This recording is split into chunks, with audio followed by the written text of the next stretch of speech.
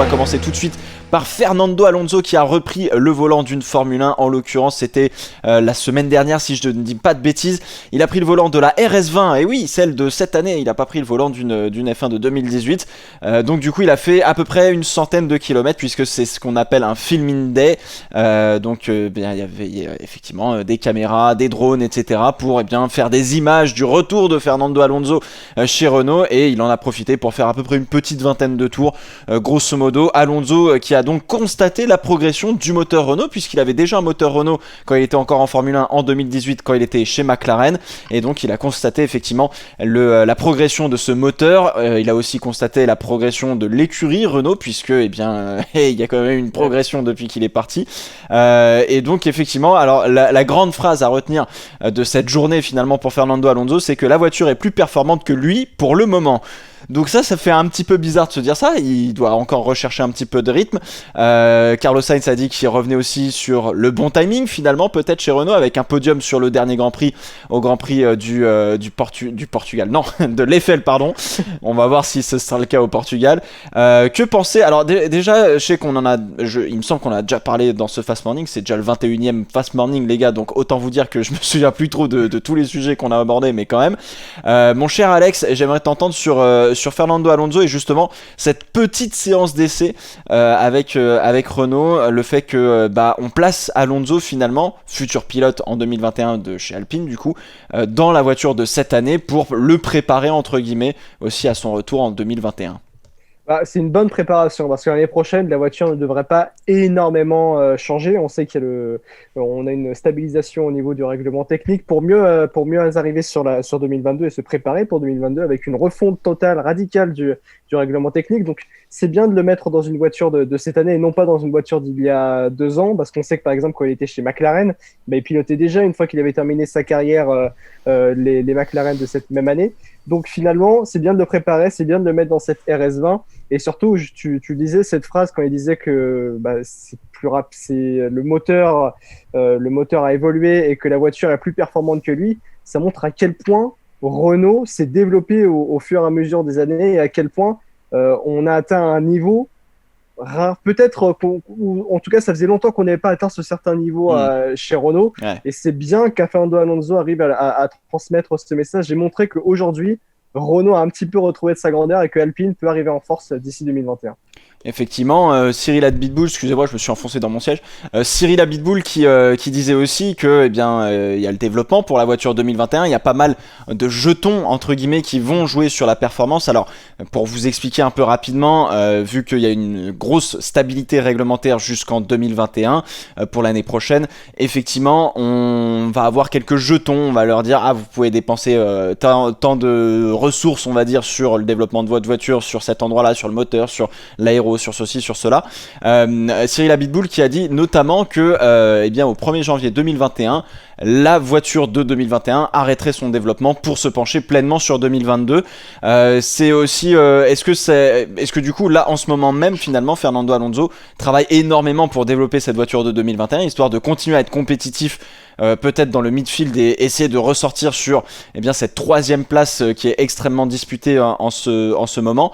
Est-ce que ça peut aussi un peu, j'allais pas dire mettre à la poubelle sa saison 2021, mais est-ce que finalement le temps de développement jusqu'au 1er janvier 2021, comme l'annonce Cyril Abitboul, ça peut quelque part aussi ralentir finalement les bonnes envies de retour d'Alonso, on va dire entre guillemets, tu vois, je sais pas comment bien le dire, mais voilà, de dire que là il est super heureux, etc. Mais est-ce que ça va continuer si on lui dit 1er janvier 2021 la voiture on l'arrête, quoi, c'est terminé?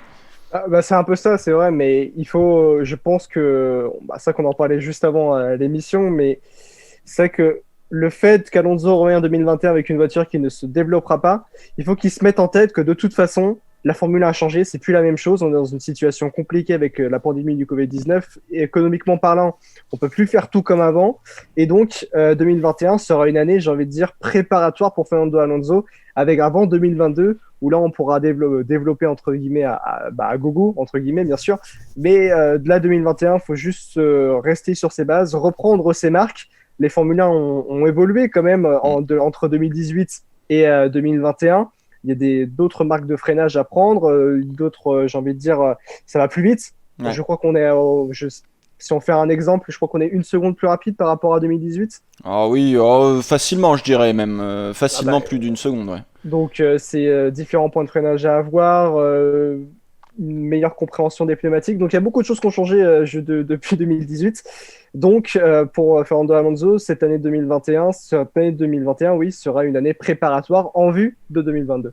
Effectivement, et c'est G-Week qui nous dit vraiment curieux de connaître le niveau d'Alonso sur la saison 2021, et c'est vrai que ça va être une véritable inconnue. Après 2 ans d'absence de la Formule 1, tu l'as dit, les voitures vont rouler un petit peu plus vite, il va falloir retrouver un petit peu cette compétitivité.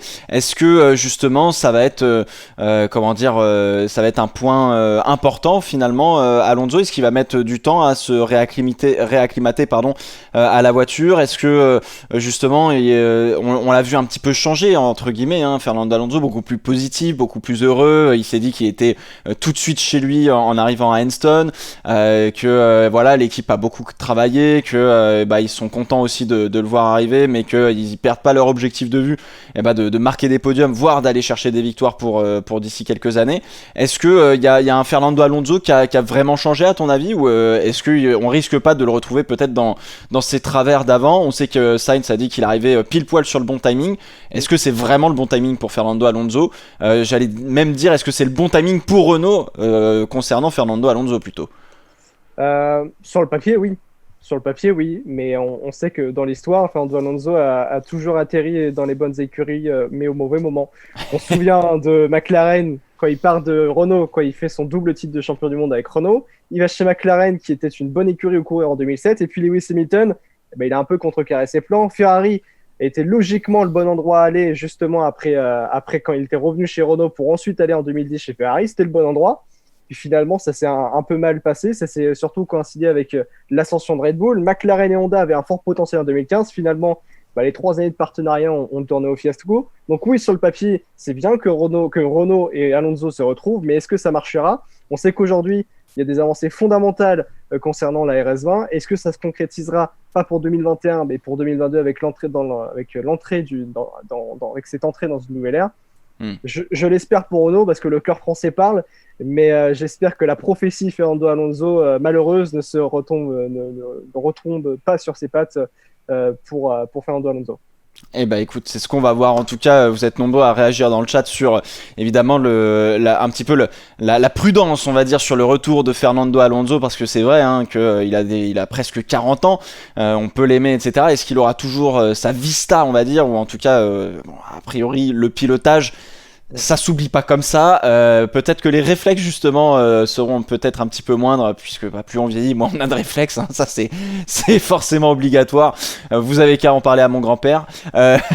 Mais effectivement, on verra ce que ça donne évidemment sur le retour de Fernando Alonso. On a hâte de voir ce que ça va donner, qu'on l'apprécie ou qu'on ne l'apprécie pas. En tout cas, ça reste une bonne nouvelle pour la Formule 1, puisque bien effectivement, c'est un autre champion du monde qui revient, et ça fait plaisir. Je regarde un petit peu vos messages dans le chat. Raiko se débrouille donc. Alonso, je pense pas que ce soit un problème. Il apprendra pas mal de choses à Ocon. C'est vrai qu'il y a aussi la donnée Ocon qu'il faudra prendre en compte. Est-ce que Esteban aura suffisamment repris, on va dire, en rythme, entre guillemets, son pilotage, etc. sur cette saison 2020? D'autres qui disent que ça fera peut-être comme le retour de Michael Schumacher en 2010 chez Mercedes, où ça risque de faire peut-être un petit peu pchit. Écoutez, on verra. Voilà, il y a beaucoup de questions qui se posent sur le retour de Fernando Alonso, et bien on espère que ça se passera le mieux du mieux pour l'écurie française évidemment, et pour voir un Fernando qui se battra probablement avec Sébastien Vettel, son cher ami depuis toujours évidemment en Formule 1. Voilà un petit peu sur ce point Fernando Alonso.